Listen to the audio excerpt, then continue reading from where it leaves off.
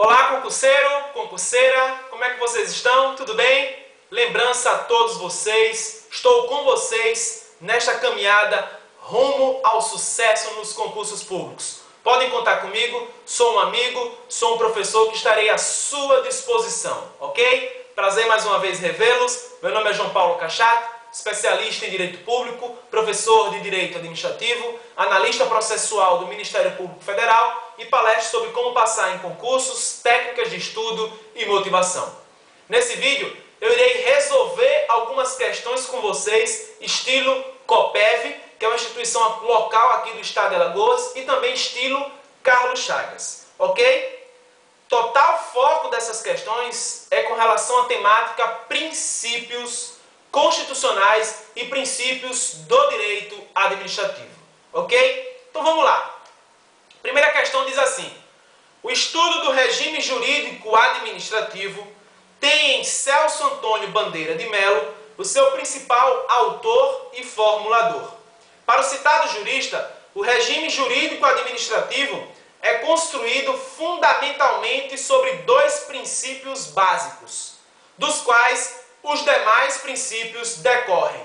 Para ele, estes princípios são: letra A, indisponibilidade do interesse público pela administração e supremacia do interesse público sobre o particular. Letra B, legalidade e supremacia do interesse público.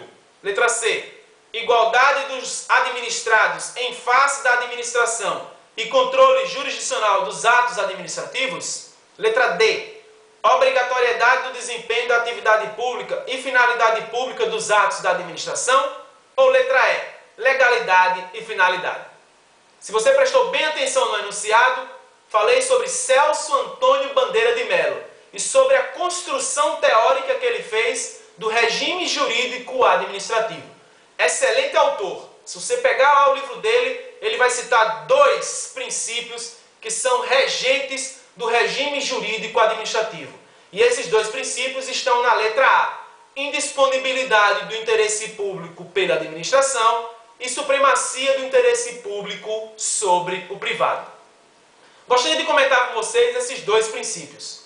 Primeiro deles, indisponibilidade do interesse público pela administração. De logo adianto que esses dois, para mim, supraprincípios, deles, concordo com Celso Antônio, decorrem todos os demais princípios, inclusive legalidade, impessoalidade, moralidade, publicidade e eficiência, e todos os outros princípios. Na minha aula sobre princípios, eu falo mais ou menos uns 20 princípios do direito administrativo. Eu pego os 5 princípios constitucionais e mais outros princípios que se irradiam no sistema jurídico administrativo brasileiro. Neste vídeo eu vou abordar pelo menos uns 5. O primeiro deles, conforme eu estou comentando com vocês aqui, é a indisponibilidade do interesse público pela administração. É um supraprincípio. A administração pública, quem é administrador, ele não está administrando coisa alheia. Não é algo que é dele. Administrar significa gerir bens, interesses alheios, que não são próprios. Até o nosso conceito de república vem disso. República vem de res pública, ou seja, coisa pública. O administrador está gerindo bens e interesses públicos, que não são deles. Então, se não é do administrador os bens, logo, ele não pode livremente dispor desses bens. Por quê? Porque os bens não pertencem a ele, pertencem à coletividade, pertencem a mim e pertencem a você. Então, se o bem não pertence a ele, cabe ao administrador geri-los, cuidá-los, gerenciá-los, para que o bem seja usado a favor da coletividade.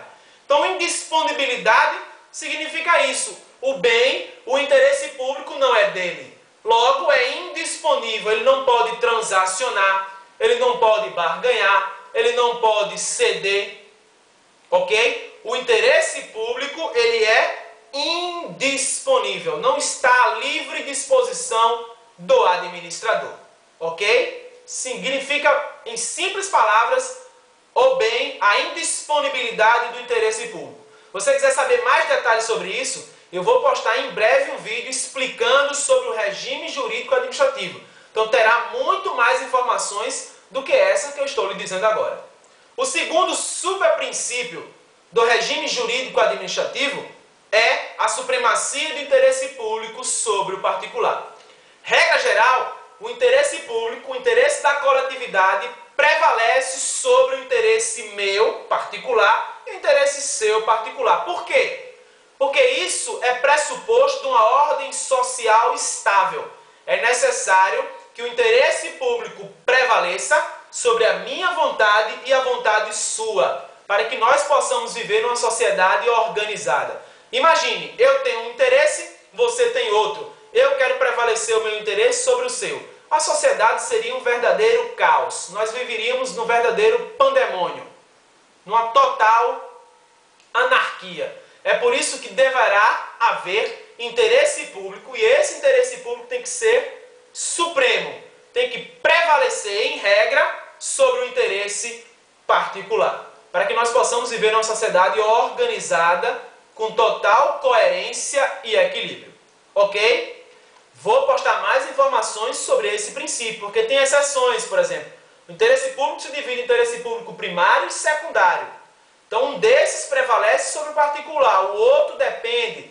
Então, essas são informações pormenorizadas que em breve vou trazer para vocês. Só para dar uma pitada de curiosidade, eu considero o regime jurídico administrativo baseado em 3 subprincípios. Celso Antônio considera 2, que é a indisponibilidade do interesse público pela administração e a supremacia do interesse público sobre o particular. Eu acrescento mais um. E além de acrescentar, eu em sala de aula trago ele como primeiro. Para mim, seriam 3. Dignidade da pessoa humana, supremacia do interesse público sobre o particular e indisponibilidade do interesse público. Quer saber detalhes sobre como eu abordo isso? Veja em breve o meu vídeo sobre regime jurídico administrativo. Vamos para a próxima questão? Próxima questão é a seguinte: a finalidade como elemento essencial da validade do ato administrativo corresponde na prática e mais propriamente à observância do princípio fundamental de letra A, economicidade, letra B, publicidade, letra C, legalidade, letra D, moralidade e letra E, impessoalidade. Nessa questão eu quero frisar com você a primeira parte dela, a finalidade como elemento essencial. Ela equivale a qual princípio? O gabarito desta questão marcou a letra E, impessoalidade. Sendo que eu queria fazer algumas ressalvas a isso, porque tem corrente doutrinária dizendo que a finalidade também corresponde ao princípio da legalidade. Na maioria das questões, eles atrelam a finalidade vinculada ao princípio da impessoalidade. Sob que argumento? Finalidade é um elemento vinculado do ato administrativo. Lembra quais são os elementos do ato? Competência, finalidade, forma, motivo e objeto. 5 elementos. Competência, finalidade, forma, motivo e objeto. Competência sempre vinculado. Finalidade sempre vinculado. É o que eu quero frisar aqui. Forma, vinculado ou discricionário. Motivo, vinculado ou discricionário. Objeto, vinculado ou discricionário. Então, a finalidade é elemento do ato sempre vinculado. Então, se a finalidade é vinculada, ou seja, está na lei, então, se eu estou perseguindo a finalidade que está na lei, ao perseguir a finalidade que está na lei, eu vou tratar todos de maneira impessoal, ou seja, sem subjetivismos. Então, quando eu trato todos sem subjetivismos, com objetividade no atendimento, de maneira igualitária, aqui eu já tangencio o princípio da isonomia ou igualdade. Então, quando eu atinjo a finalidade pública que está na lei, eu trato todos de maneira igualitária e impessoal. Foi isso que a questão quis considerar. Entretanto, tem uma outra posição que eu considero também uma posição bastante razoável, que é a posição que diz o seguinte: finalidade não é elemento vinculado do ato? Ok, é elemento sempre vinculado. Está na lei, não está? Está na lei. Então, se a finalidade está na lei, quando eu cumpro a finalidade, eu cumpro o princípio da legalidade. Então, é bastante razoável esse entendimento.